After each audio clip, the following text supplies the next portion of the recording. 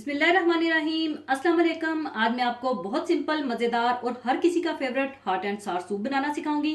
और क्या मज़े का सूप बनता है ये, तो इसको बनाने के लिए आप ले लीजिएगा चिकन की यखनी 6 कप। चिकन स्टॉक आप चाहें तो चिकन क्यूब से भी बना सकते हैं या फिर मुर्गी की हड्डियों से बना लीजिएगा। और अगर आप चिकन की हड्डियों से इसकी यखनी बनाएंगे तो आप खुले पानी में चिकन की हड्डियां और हरी प्याज, गाजर और अदरक को मोटा मोटा चाप करके और थोड़ा सा हरा धनिया या पार्सले डालकर इतनी देर तक पकाएं कि ये यखनी आधी रह जाए और फिर इसे छान लीजिएगा तो बेहतरीन आपके चिकन की यखनी तैयार हो जाएगी। और अगर आप चिकन की हड्डियों से नहीं बना रहे तो आप 6 कप पानी डालिए, बॉईल कीजिए और 2 अदद चिकन क्यूब डालकर बॉईल कर लीजिएगा तो आपका चिकन स्टॉक तैयार हो जाएगा। और चिकन बोनलेस 200 ग्राम, इस बोनलेस चिकन को बॉईल करके इसका हाथों से रेशा रेशा कर लीजिएगा इस तरह से। और बंद गोभी बिल्कुल बारीक कटी हुई 1/2 कप, शिमला मिर्च बारीक क्यूब में कटी हुई हाफ शिमला मिर्च ले लीजिएगा और एक छोटी गाजर, इसे भी क्यूब में छोटा छोटा काट लीजिएगा। और हरी प्याज बारीक कटी हुई थोड़ी सी, जो कि सूप तैयार होने के बाद मैं आखिर में डालूंगी। आप चाहें तो हरी प्याज की जगह हरा धनिया भी ले सकते हैं। और हरी प्याज ये ले लीजिएगा 3 टेबल स्पून। और tomato ketchup 4 table spoon, chilli sauce 2 table spoon, fresh कुटी काली मिर्चें 1 टीस्पून, सिरका 1/4 cup, soya sauce 2 table spoon, नमक हस्बे जायका। और अगर आपने चिकन क्यूब से चिकन स्टॉक बनाया है तो नमक जरा एहतियात से डालिएगा, कहीं नमक ज्यादा ना हो जाए। और कॉर्नफ्लोर 2 टेबल स्पून और 1 अदद अंडा फेंट कर रख लीजिएगा और 1 टीस्पून चीनी चाहिए होगी। तो सबसे पहले आप चिकन की यखनी डाल लें और चूल्हा ऑन कर दें।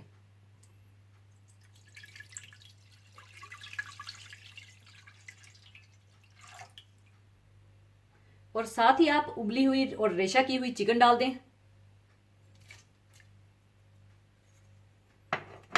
और चीनी,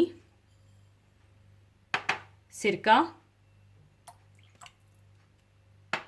सोया सॉस, नमक, कुटी हुई काली मिर्चें, चिली सॉस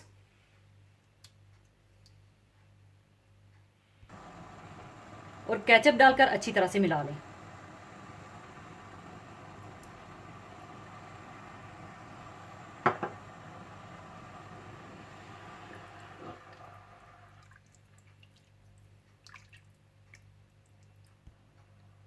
अच्छी तरह मिलाने के बाद आप साथ ही इसमें डाल दें बंद गोभी, शिमला मिर्च और गाजर।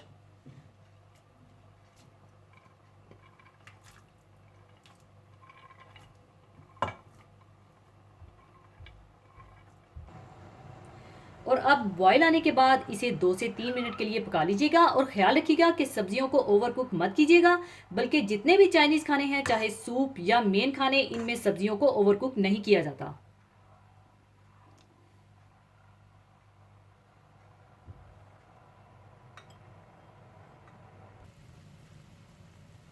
और साथ ही आप कॉर्नफ्लोर में थोड़ा सा पानी डालकर इसे घोल कर रख लीजिएगा।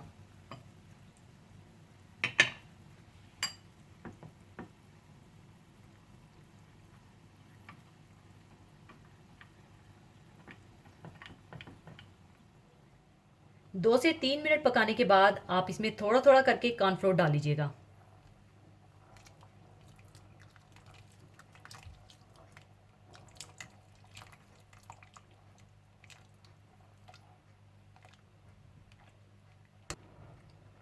और इसे दोबारा 2 से 3 मिनट के लिए और कुक कर लीजिएगा। 2 से 3 मिनट पकाने के बाद आप इसमें थोड़ा थोड़ा करके अंडा डाल दीजिएगा।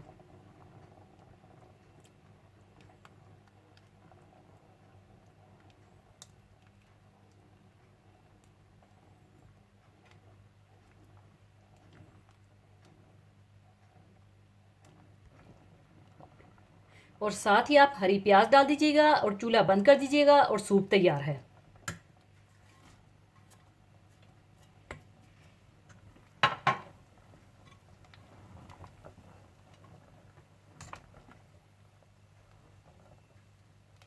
और अब इसे मैं सर्विंग डिश में निकाल लूंगी।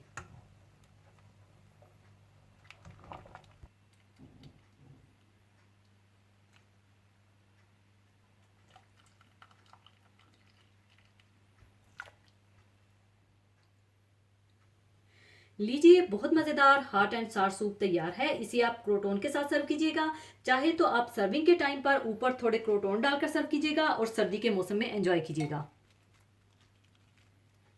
और आपको बताती जाऊं कि अगर आप सी फूड पसंद करते हैं, शौक से खाते हैं, तो कोई हार्ड एंड फास्ट रूल नहीं है। आप झींगे भी डाल सकते हैं सेम इसी रेसिपी के साथ, लेकिन प्रॉन्स को आप पहले थोड़े से तेल या मक्खन में हल्के से सोते कर लीजिएगा और डाल लीजिएगा। तो ज़रूर बनाइएगा और मुझे दुआओं में याद रखिएगा। और जाने से पहले एक हदीस पाक शेयर करना चाहूँगी। हदीस पाक इस तरह से है। हज़रत अबू हुरैरा रज़ी अल्लाह ताला अन्हो से रवायत है कि एक शख्स ने रसूलुल्लाह सल्लल्लाहु अलैहि वसल्लम से अर्ज़ किया कि हज़रत मुझे कुछ वसीयत फरमाइए। आप सल्लल्लाहु अलैहि वसल्लम ने इरशाद फरमाया, गुस्सा मत किया करो। उस शख्स ने फिर अपनी वही दरख्वास्त कई बार दोहराई कि हज़रत मुझे और वसीयत फरमाइए। आप सल्लल्लाहु अलैहि वसल्लम ने हर दफ़ा यही फरमाया कि गुस्सा मत किया करो।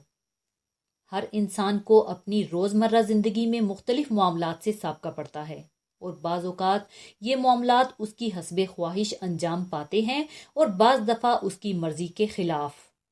ऐसे मौक़ों पर इंसान को गुस्सा आता है और उस पर एक हैजानी कैफियत तारी हो जाती है। अब अगर ऐसे वक्त में इंसान अपने नफ्स पर काबू पा सके तो वो यकीनन काबिल तारीफ़ है कि उसने अपने नफ्स को ज़ेर कर लिया। चुनाचा एक हदीस में पहलवान और ताकतवर उसे बताया गया है जो गुस्से के मौका पर अपने आप को काबू में रखे।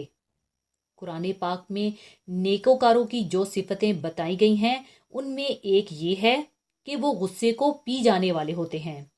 कुरान पाक में सूरह आले इमरान में आयत नंबर 134 में अल्लाह रब्बुल इज़्ज़त का फरमान है, जो आसूदगी और तंगी में अपना माल अल्लाह की राह में खर्च करते हैं और गुस्से को रोकते और लोगों के कसूर मुआफ करते हैं और अल्लाह नेकोकारों को दोस्त रखता है।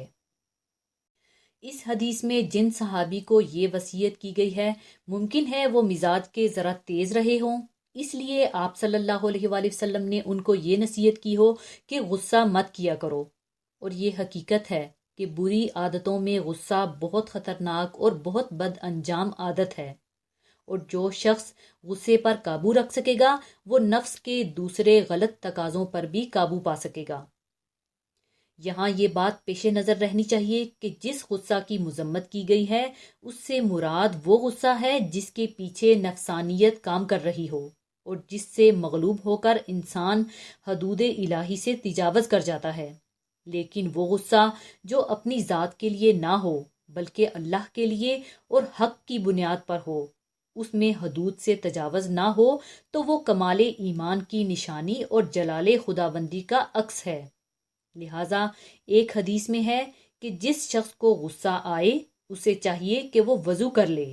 एक और रवायत में है कि ऐसा शख्स खामोशी इख्तियार कर ले। एक रवायत में यूं भी आता है कि ऐसा शख्स अगर खड़ा हो तो बैठ जाए और अगर फिर भी गुस्सा बाकी रहे तो लेट जाए। अल्लाह ताला हम सबको इस आदत से बचाए, आमीन। इसी के साथ मैं आपसे इजाज़त चाहूँगी। अपना बहुत ख्याल रखिएगा, दुआओं में याद रखिएगा। अल्लाह हाफिज़।